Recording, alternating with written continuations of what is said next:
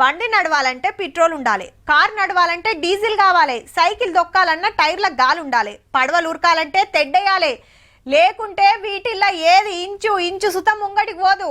అంతెందుకుల్లా మనిషి నడవాలంటే సుత ఇంత కడుపులేయాలి, లేదంటే నిలబడే తాకతే ఉండదు.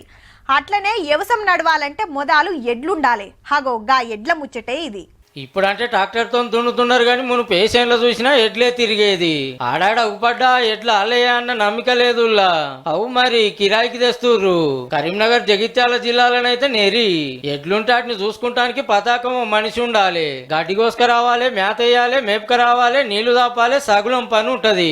ఏగి టెక్నాలజీ కాలంలో ఇంకా ఎడ్లతో వ్యవసాయం చేసుడేందని అందరు ట్రాక్టర్లకు మరిగిర్రు.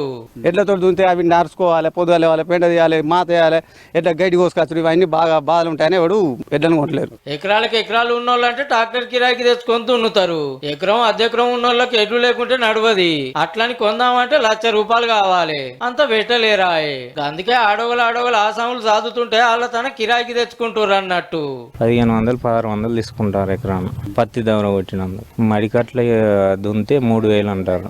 2500-3000. మును పే ఊర్లో చూసినా ఎడ్లు మందలకు మందలే ఉండేది. ఇప్పుడు చూద్దామన్నా కానొస్తలేవు. మరి మా ఊళ్ళో ఒకప్పుడు 100 జాతలు ఉండేవి, ఇప్పుడు 30-40 జాతలకు కూడా లేవు.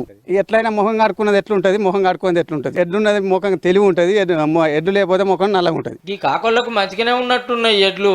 వ్యవసాయం సీజన్ లో ఎడ్లకు కిరాయిలు మంచిగానే వస్తుండొచ్చు. వెనకట ఒకరికొకరు నాగలుతున్నవే ఆసరయ్యేది. కానీ ఇప్పుడు అంత పైసల పని.